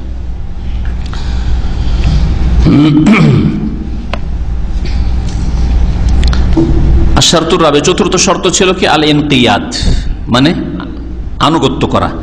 কিসের? লেমা দাল্লাত আলাইহি, এই লা ইলাহা ইল্লাল্লাহ যা প্রমাণ করে বা যা অর্থ বহন করে এটা অনুগত হয়ে মেনে নেওয়া। অনুগত, আল্লাহ ছাড়া কেউ সত্য মাবুদ নেই, কথা সাদরে গ্রহণ করার সাথে সাথে অনুগত হয়ে মেনে নেওয়া মানে পালন করা। কালা তাআলা, মহান আল্লাহ ইরশাদ করছেন, ওয়ামান ইউসলিম ওয়াজহাহু ইলাল্লাহ, যেই ব্যক্তি তার মুখমণ্ডলকে কি করে দেবে? সঁপে দেবে। ইউসলিম মানে যে ব্যক্তি আত্মসমর্পণ করে দেবে। ইসলাম আত্মসমর্পণের অর্থ করেন বাংলায়, তাহলে সুন্দর অর্থ হবে। যে ব্যক্তি আত্মসমর্পণ করে দেবে, নিজের চেহারাকে ঝুঁকিয়ে দেবে। আসলাম ইসলাম মানে সারেন্ডার করে দাও, ঝুঁকিয়ে দাও। ইলাল্লাহ, আল্লাহর সামনে। ওয়াহুয়া মুহসিন, এবং তার সাথে সাথে সে নিষ্ঠাবানও বটে। মুখলিস, মুহসিন মানে মুখলিস, সে আন্তরিক বাস্তবে। ফাকাদ ইসতামসাকা বিল উরওয়াতিল উসকা, তাহলে সেই ব্যক্তি মজবুত করে ধারণ করলো বিল উরওয়াতিল উসকা, বড় মজবুত রজ্জুকে বা মজবুত কড়াকে। উরওয়া, উরওয়া বলা হয় শিকলকে, উরওয়া বলা হয় রশিকে। আসলে যেগুলি তার দিয়ে বা লোহা দিয়ে তৈরি হয় এটাকে শাব্দিক অর্থে উরওয়া বলা হয়, কিন্তু এছাড়াও রশির ক্ষেত্রে বলে। তাহলে মজবুত রশিকে বা মজবুত শিকলকে ধারণ করলো বড় শক্তভাবে। কে? যেই ব্যক্তি কি করলো? আল্লাহর সামনে আত্মসমর্পণ করলো, আর সে মুখলেসও বটে, সে মুহসিনও বটে। এই দুটি কথাই এবাদত বান্দেগি কবুল হওয়ার দুটি শর্ত পেশ করা হয়েছে। এবাদত কবুল হওয়ার জন্য যে দুটি শর্ত, তাফসীরকাররা বলেছেন, যারা আকীদার পণ্ডিত আলেম তারা বলেছেন যে এই আয়াতে দুটোরই দলিল রয়েছে। সংক্ষেপে, ইউসলিম ওয়াজহাহু লিল্লাহ মানে আল্লাহর সামনে আত্মসমর্পণ করলো। কখনো কবর মাজারের সামনে, দেবদেবীর সামনে, গাছপালার সামনে, জাদুটোরার সামনে আত্মসমর্পণ করেন, আল্লাহর সামনে আত্মসমর্পণ করলো। তৌহিদ, এটা তৌহিদ আর ইখলাস থাকতে হবে ইবাদত বন্দেগীতে, প্রথম শর্ত ইবাদত কবুল হওয়ার জন্য। আর মুহসিনুন মানে মুত্তাবিউন লিসুন্নাতি রাসূলিল্লাহ সাল্লাল্লাহু আলাইহি সাল্লাম, রাসূলুল্লাহ সাল্লাল্লাহু আলাইহি সাল্লামের অনুসরণে নিষ্ঠাবান। আমি একমাত্র মুহাম্মদ রাসূলুল্লাহকে ফলো করি নিষ্ঠার সাথে, এটা হচ্ছে মুহসিনের তাফসীর। তাহলে দ্বিতীয় শর্ত হচ্ছে কি ইবাদত কবুল হওয়ার জন্য? রাসূলুল্লাহ সাল্লাল্লাহু আলাইহি সাল্লামের অনুসারী হওয়া বা রাসূলুল্লাহ সাল্লাল্লাহু আলাইহি তরিকায় ওই ইবাদতটি করা, কাজটি করা। দ্বিতীয় শর্ত এতে মওজুদ রয়েছে। আয়াতটা ভালো করে মনে রাখবেন। আয়াত কোথায় রয়েছে? এই আয়াত রয়েছে সূরা লুকমানে, সূরা লুকমান আয়াত নম্বর 22। আর আগের যে আয়াতগুলি ছিল, যে আরো মুশরিকরাকে যখন লা ইলাহা ইল্লাল্লাহ বলা হইতো তখন তারা অহংকার করতো আর বলতো যে এই কবি আর পাগলের কথা শুনে কি আমাদের দেবদেবীকে ছেড়ে দেব। ওই আয়াতগুলি হচ্ছে সূরা সাফফাতের 35-36 নম্বর আয়াত। ওয়াল উরওয়াতুল উসকা, মজবুত কড়া বা মজবুত শিকল বা হাতল একে বলে। তো এর মানে কি? লা ইলাহা ইল্লাল্লাহ, সেটা হচ্ছে লা ইলাহা ইল্লাল্লাহ মানে যেই ব্যক্তি আল্লাহর সামনে আত্মসমর্পণ করলো আর সে নিষ্ঠাবান বটে, সেই ব্যক্তি উরওয়া উসকাকে মজবুত করে শক্ত করে ধারণ করলো। আর উরওয়া উসকাই লা ইলাহা ইল্লাল্লাহ, তাই লা ইলাহা ইল্লাল্লাহকে সে মজবুত করে ধারণ করলো।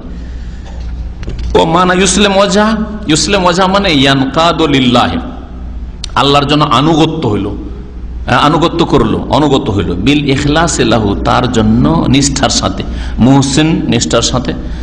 আর ইউসলিম ওয়াজহা মানে ইয়ানকাদ লিল্লাহ মানে আল্লাহর সামনে সে অনুগত হইল। আর শর্তুল খামিস, পঞ্চম শর্ত হচ্ছে সিদক, সততা। লা ইলাহা ইল্লাল্লাহ বলে আপনার মধ্যে সততা থাকতে হবে। অসৎ নন আপনি, আপনার এটা বলাই, এর সাক্ষী দেওয়াই, এই মোতাবেক জীবনযাপন করা, এটা সাদরে গ্রহণ করে, আপনার মধ্যে সততা যেন থাকে। আসিদক ওয়া হুয়া ইয়াকুল হাযিহিল কালিমা মুসাদ্দিকান বিহা কলবুহু, বলছে এই কালিমাটি বলবে অন্তরে এই কালিমাকে বিশ্বাস করে। ফাইন কালাহা বিলিসানিহি, যদি কোনো ব্যক্তি এটা জবানে তো বলে, ওয়ালাম ইউসাদ্দিক বিহা কলবুহু, কিন্তু অন্তরে যদি বিশ্বাস না করে, কানা মুনাফিকান কাযিবান, তাহলে সেই ব্যক্তি মিথ্যুক মুনাফিক সাব্যস্ত হবে। বাহ্যিক দেখছেন লোকটার মধ্যে তেমন কিছু দেখা যায় না, কালেমা পড়েছে, মুসলিম হয়েছে, ইসলাম গ্রহণ করেছে, তারপরে দেখছেন 5 ওয়াক্ত নামাজে আসছে, আমার আপনার কাজ হচ্ছে কি তাকে মুসলিম বলা, ঠিক না? কিন্তু না, তার অন্তরে সততা নেই। কি আছে? রমজান মাসে মুসলিমদের 6 ঘন্টা ডিউটি আর অমুসলিমদের 8 ঘন্টা, 2 ঘন্টা যাতে হালকা হয়, রমজান মাসে মুসলমান হয়ে গেছে। অথবা মালিক বলছে যে চল তুই হাউস ড্রাইভার, তোকে নিয়ে মক্কা যাবো উমরাহ বাবাজি, মুসলিম মক্কায় ঢুকতে দেবে না। কফিলও বলছে রে তুই যদি মুসলিম হতি তো তুই গাড়িটা চালিয়ে যাতি, কত ভালো হইতো, চল। আর নামাজও শুরু করে দিয়েছে। কি বলবে নাকি? কি জন্য মুসলমান হয়েছে? মক্কায় ঢোকার জন্য। রমজানের ডিউটি 6 ঘন্টা, যা 2 ঘন্টা কম হয়, অথবা একটা মেয়ের সাথে তার ভাবসা হয়ে গেছে। আর এরকম বহু বাঙালি যারা আমার এই 15 বছরের ইতিহাস ইসলামিক সেন্টার মুসলমান হচ্ছে, তার মধ্যে কয়েকটা এরকম পেয়েছি, আপনাদের বলছি। এগুলি দুঃখের ইতিহাস বলছি, যেটা ইসলামের শক্তির যুগ যদি হইতো তাহলে ইসলামের দণ্ডবিধান তাদের উপর কায়েম হইত। ইসলাম বড় দুর্বল অবস্থায় রয়েছে। আসলে বিয়ে করবে একটা মুসলিম মেয়েকে, ওর বাপ মা মুসলিম, কখনো হিন্দুর ঘরে দেবে না বা মুসলিমকে দেবে না, কালেমা পড়ে মুসলমান হয়েছে, নামাজ টামাজ সব ঠিক রেখেছে, আসলে ব্যাপার সবার ওইখানে আছে, খবর অন্য দিক থেকে পাওয়া যাচ্ছে। আল্লাহ পাক রব্বুল আলামিন এরকম অসৎ লোকদের অনিষ্ট থেকে ইসলামের রক্ষা করে, ইসলামের হেফাজত করে। এইরকম যে কোনো গরজ হইতে পারে, আরো দুনিয়ার বহু গরজ হইতে পারে। নেতৃত্ব সবচেয়ে বড় গরজ আজকালকার জামানায়, খুব টেস্টি নেতৃত্ব, খুব মজার জিনিস আজকাল, গদি।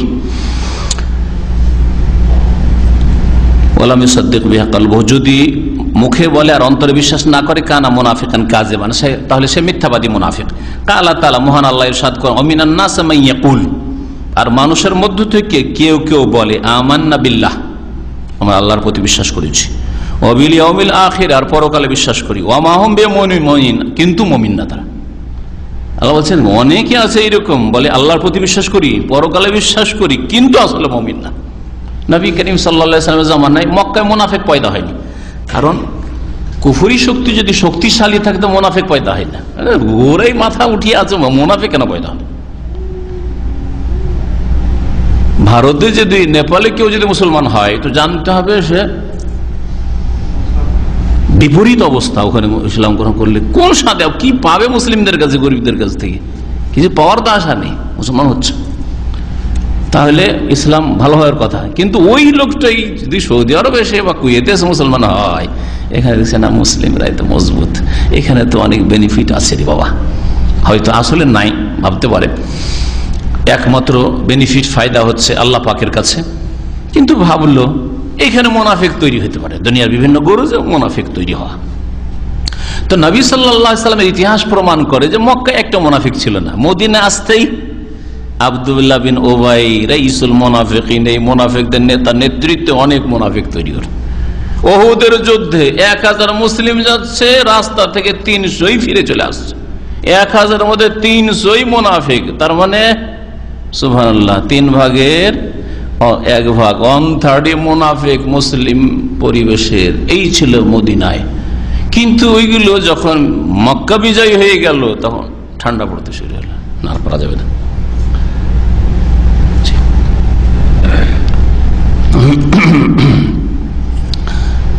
মুনাফিকরা মাঝে মাঝে বদমাইশি করতে, ওতে বোঝা যেত যে এরা মুনাফিক। আল্লাহ পাক রব্বুল আলামিন নবী করিম সাল্লাল্লাহু আলাইহি ওয়াসাল্লাম মাঝে মাঝে সতর্ক করেছেন, কোরআনে কারীমে মুনাফিক সম্পর্কে বেশি সতর্ক করেছেন। এতে বোঝা যায় যে ঘরের শত্রু বেশি ক্ষতি করে। আপনার বাড়িতে যদি শত্রু থাকে, আপনার ভাই বোনদের মধ্যে বড় ক্ষতিকর। আপনার মুসলিম সমাজে যদি বেশি শত্রু থাকে তাহলে বড় ক্ষতি। আপনার সহি আকীদার ভাইদের মধ্যে বড় শত্রু যদি থাকে তাহলে বেশি ক্ষতি করে এটা। আপনার দর্শে, আপনার আলোচনায় আসছে, আমাদের আলোচনায় আসছে, আর আসছে অসৎ উদ্দেশ্য নিয়ে, তাহলে এরা বেশি ক্ষতিকর, এরা বেশি ক্ষতিকর। কিন্তু নবী করিম সাল্লাল্লাহু আলাইহি ওয়াসাল্লামকে সতর্ক করেছেন। কোরআনে কারীমে একটা আয়াত বলি, মনে পড়লো, ওমিন আহলিল মদিনাতে মারাদু আলান নিফাক লা তা'লামুহুম নাহনু না'লামুহুম। আল্লাহ বলেন মদিনাতে এমন এমন মুনাফিক আছে মারাদু আলান নিফাক, শুধু মুনাফিক না, মুনাফিকিতে বড় মজবুত তারা। মারাদু আলান নিফাক লা তাআলাম, হে নবী তুমি জানো না, একটা একটা করে বলতে পারবে না যে কোনগুলি মুনাফিক। নাহনু নাআলাম, আল্লাহ বলছে আমি ভালো করে জানি ওদেরকে। সানুআযযিবুহুম মাররাতাইন, ডবল করে তাদেরকে শাস্তি দেব, আযাব দেব, আল্লাহ বলছে ডবল দ্বিগুণ শাস্তি দেব। তাহলে মুনাফিক হওয়াটা খুবই খারাপ চরিত্র। আল্লাহ পাক রব্বুনা বলছেন ইউখাদিউন আল্লাহ, এর আল্লাহকে ধোঁকা দিয়ে থাকে, ওয়াল্লাযিনা আমানু, আর মুমিনদেরকে ধোঁকা দেওয়ার চেষ্টা করে। ইলা কাউলিহি, তারপর আল্লাহ পাক বলছেন ওয়ালাহুম আযাবুন আলীম বিমা কানু ইয়াকযিবুন, যেহেতু তারা মিথ্যা বলতো, মিথ্যার আশ্রয় নিত, সেজন্য এদের জন্য বড় যন্ত্রণাদায়ক শাস্তি রয়েছে। সূরা বাকারার আয়াত নম্বর 8 থেকে 10। ষষ্ঠ শর্ত হচ্ছে কি? ইখলাস। লা ইলাহা ইল্লাল্লাহ আপনি ইখলাসের সাথে বলেন, নিষ্ঠার সাথে, শিরক মুক্ত হয়ে, লোক দেখানো শোনানো মুক্ত হয়ে, আপনার দুনিয়ার কোনো গরজ না থাকে, দুনিয়ার কোনো স্বার্থ না থাকে, নিঃস্বার্থ হয়ে লা ইলাহা ইল্লাল্লাহ বলবেন এবং লা ইলাহা ইল্লাল্লাহকে কবুল করবেন।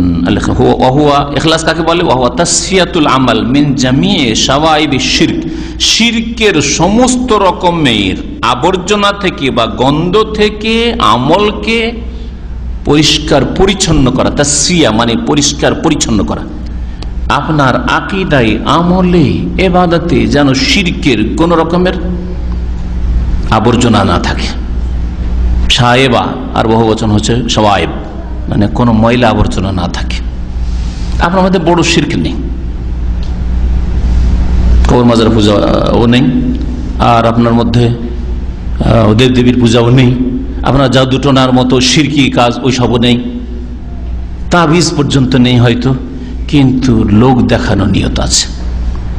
অথবা আমি এই ময়দানে ঢুকে কিছু ফায়দা পেতে পারি, আর্থিক ফায়দা হইতে পারে, দুনিয়ার কোনো গরজ আছে, নিঃস্বার্থ হইতে পারলেন না, এটা চলবে না। ইখলাস এর নাম লেমাফিল হাদিসের সহি, কারণ সহি হাদিস রয়েছে, এটা সহি মুসলিমের হাদিস, বরং এখানে ভাষ্যকার বলছেন বুখারী তো রয়েছে, আল্লাহু আলাম। হ্যাঁ হ্যাঁ বলছি, বেয়ান কেমন করে শিরক থেকে মুক্ত হবে? বেয়ান লা ইয়াকসুদা বিকাউলিহা, বেয়ান লা ইয়াকসুদ বিকাউলিহা তামআন মিন মাতামিদ দুনিয়া, দুনিয়ার কোন লোভ লালসার একটিও লালসা রাখবে না। যেটা বললাম, দুনিয়ার সমস্ত গরজ থেকে মুক্ত হয়ে যান,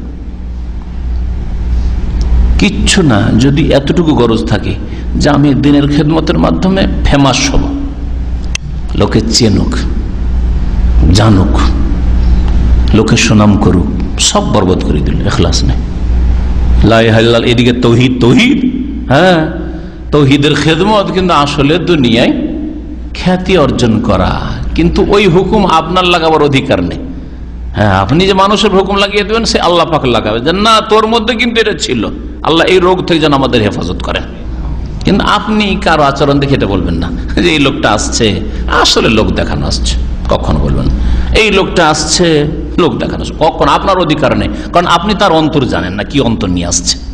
বাকি তিনি বলবেন যে আব্দুল্লাহ তোর মধ্যে এই গোলমাল ছিল, তোর মধ্যে দুনিয়ার গরজ ছিল, বুঝছেন না? এই জন্য আমাদের ভাইদের মধ্যে এই চরিত্র কিন্তু আছে। একটু মনোমালিন্য হইলো, আরে ওকে যদি ওই সংগঠনে যদি সেক্রেটারি না করা হইতো একদিনও পাতি না, জালসা কমিটি যদি ওকে যদি না বানানো হইতো, মাদ্রাসার কমিটিতে না না হইতো, তার একটা টাকাও তার কাছে দান পাতি। তুমি জানলা কি করে? হ্যাঁ, যখন দেখলে যে হ্যাঁ যতদিন কমিটিতে ছিল ততদিন তো খেদমত খুব দেখিয়েছে, আর যেমনই কমিটিতে নেই কিছুই নেই তার, বুঝছেন না? অনেকে এরকম লোভ রাখে, নেতৃত্বের লোভ রাখে, পদটদ দেওয়া হইলো স্পেশাল কিছু, তখন খুব ঠিক আছে, আর নাই তো কিছু নাই, দিনের খেদমত নাই, তাহলে এখানে ইখলাস নেই।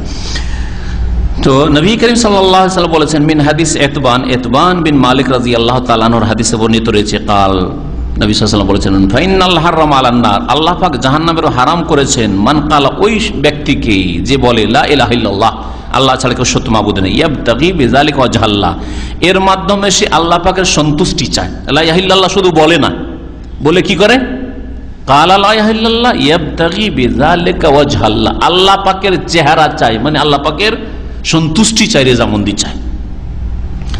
আমি যদি আপনার উপর রাজি থাকি, মনোমালিন্য না থাকে, তো আপনার দিকে তাকাতে আমার কোনো অসুবিধা নেই, ঠিক না? এটা হচ্ছে মানুষের স্বভাব। তাহলে আপনাকে আমি চেহারা দিচ্ছি, সময় দিচ্ছি, কিন্তু আপনার ওপর মনক্ষুণ্ণ, যার ফলে আপনাকে আমি চেহারা দিতে চাই না, ফেস দিতে চাই না। আপনি আসলে বলেন, তার মানে আপনার উপর অসন্তুষ্ট, তাই না? আপনার কল আসলে উঠালাম না, ঠিক না? চেহারা দিতে চাই না, সময় দিতে চাই না। তো ওয়াজহুন আল্লাহ পাকের আছে, চেহারা আছে, আর চেহারা বলে সন্তুষ্টিকে উদ্দেশ্য করা হয়েছে নিঃসন্দেহে, কিন্তু তার মানে এই নয় যে আল্লাহর চেহারাই নেই, এমনিতে মিশামিশি চেহারা বলা হয়েছে। যেমন বিদআত পন্থীরা বলে থাকে যে আল্লাহর চেহারা মানে রেজামন্দি, শুধু আল্লাহর চেহারা নেই। মিথ্যুক তারা কোরআন হাদিসের বিকৃতিকারী। জি, এরা আসমা সিফাতের প্রতি সঠিক ঈমান রাখে না, গুমরাহ।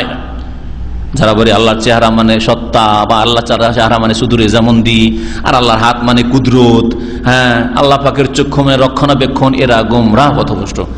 এরা আল্লাহ পাকের কথা অস্বীকার করে, বিকৃত করে। আইন চক্ষু মানে না, অথচ আল্লাহ আইন বলেছেন। ইয়াদ আল্লাহ বলেছেন বিয়াদিহিল মুলক, আল্লাহ পাকের হাত মানে না। হাত আছে, আল্লাহর ক্ষমতাও আছে। হাত আছে বলে ক্ষমতা বোঝানো হয়েছে হাত দিয়ে, কিন্তু হাত আছে। আল্লাহ পাকের গুণাবলী সম্পর্কে ঘোড়ার ডিমের মতো বোঝানো হয়নি, বুঝছেন কথা না? একমাত্র দুনিয়ার মধ্যে ঘোড়ার ডিম নেই, মানুষ বলে ঘোড়ার ডিম, তাই না? আর আপনার চেহারা আছে, আপনার চেহারার কথা আপনার মাও বলে, বাবা রে তুই 2 বছর 3 বছর হয়ে গেল, অনেক দিন থেকে তোর চেহারাটা দেখিনি, বলে না?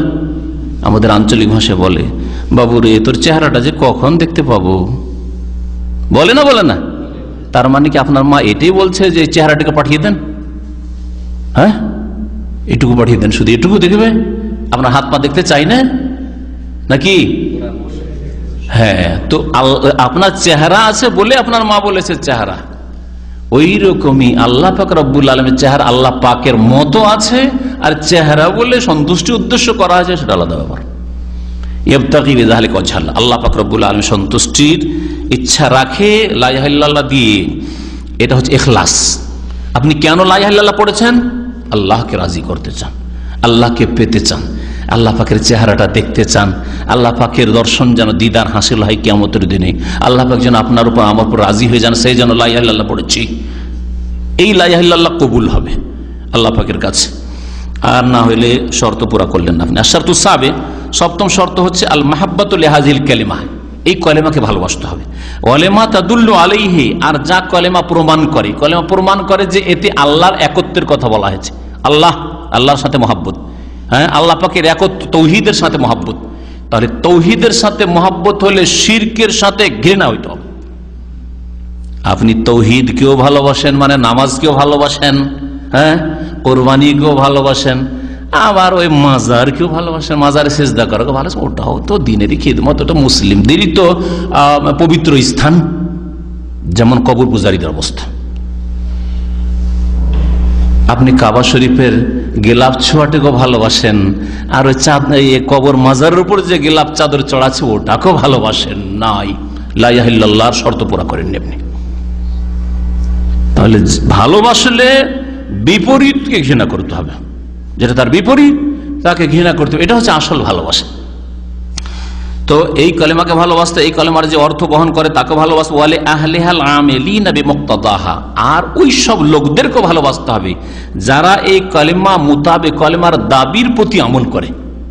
তাহলে তৌহিদ প্রতিষ্ঠাকারী, তৌহিদি জনতা, তৌহিদি মুসলিমকে ভালোবাসতে হবে। তৌহিদি মুসলিমকে ভালোবাসতে হলে তার বিপরীতকে ঘৃণা করতে হবে, যেমন ইব্রাহিম আলাইহিস সালাম করেছিলেন, ইন্নানি বারাউন, সম্পর্ক ছেদের ঘোষণা করেছি, মিম্মা তা'বুদুন, বাপকেও বলেছিলেন, জাতিকেও বলেছিলেন যেসবের পূজা করো। ওয়ামিনান নাস, আল্লাহ পাক ভালোবাসা সম্পর্কে ইরশাদ করেছেন, ওয়ামিনান নাস মান ইয়াত্তাখিযু মিন দুনিল্লাহ, মানুষের মধ্যে কতক মানুষ আছে যারা আল্লাহ ছাড়া অন্যকে শরীক সাব্যস্ত করে। ইয়াত্তাখিযু মিন দুনিল্লাহ আনদাদা,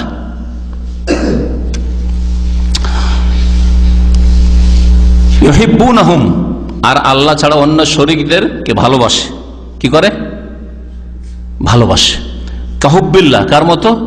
আল্লাহকে ভালোবাসার মতো, মানে আল্লাহকেও ভালোবাসে, আল্লাহর শরীকগুলোকেও ভালোবাসে।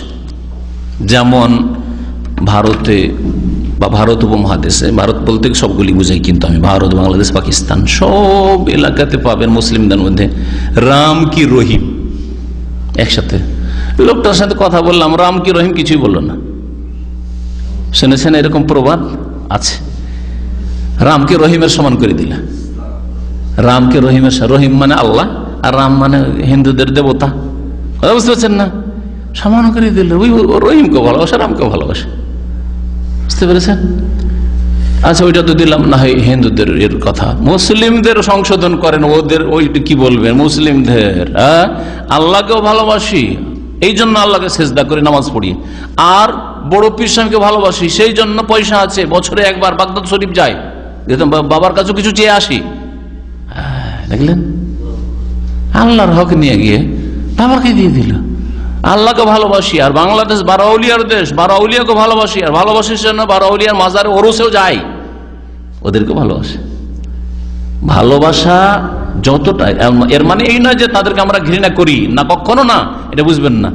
ভালোবাসা মানুষের আলাদা। মানুষের ভালোবাসা হচ্ছে যে মানুষ এসে ভালোবাসেন, তাদের জন্য দোয়া করেন, দুনিয়া থেকে চলে দোয়া করেন, আল্লাহ পাক তাদের জান্নাতবাসী করে, আল্লাহ পাক তাদেরকে সুখময় স্থান দান করে। কিন্তু ভালোবাসা আল্লাহ পাকের হচ্ছে ভালোবাসার সাথে ইবাদত। আল্লাহ পাকের ভালোবাসা আর প্রকাশ হচ্ছে ইবাদতে। রসুলকে কি সিজদা করে ভালোবাসা দেবেন?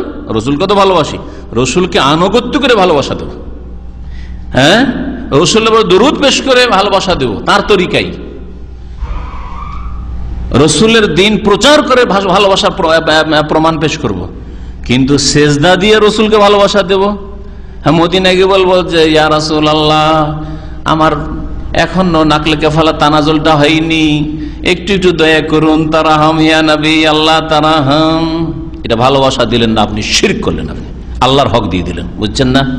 তাহলে আর আল্লাহর ভালোবাসা ইবাদত দিয়ে প্রকাশ করবেন, রুকু সেজদা দোয়া, ডাকবো আল্লাহকে, উদ্ধার করবেন আল্লাহ, সমস্যার সমাধান দেবেন আল্লাহ পাক রব্বুল আলামিন, বালা মুসিবত দূর করুন আল্লাহ পাক রব্বুল আলামিন, মনের আশা পূরণ করুন আল্লাহ পাক রব্বুল আলামিন।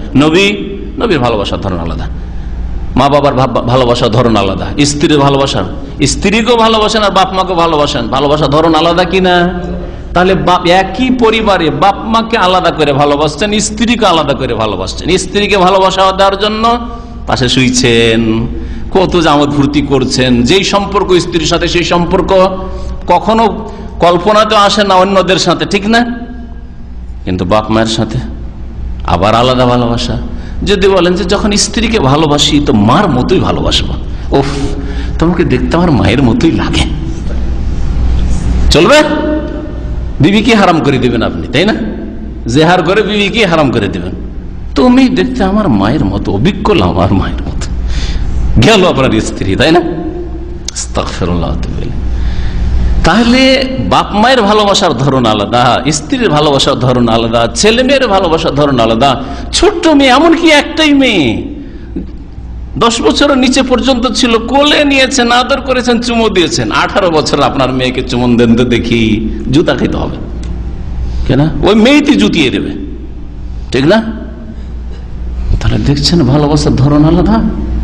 এই বেকুব কবর পূজারীরা ভালোবাসার ধরনে পার্থক্য করলেন না। আল্লাহর ভালোবাসা রসুলকে দিয়ে দিল, আল্লাহর ভালোবাসা কবর মাজারকে দিয়ে দিল, আল্লাহর ভালোবাসা জিলানি চিশতিকে দিয়ে দিল। আমরা আল্লাহকে ভালোবাসি, আল্লাহর ভালোবাসা আল্লাহকে, রসুলের ভালোবাসা আনুগত্য করব, হ্যাঁ, নবীর কথাই দলিল, নবীর আদর্শই দলিল, নবীর বাণী দলিল, হ্যাঁ, নবীর কর্মই দলিল, ভালোবাসা প্রকাশ করি।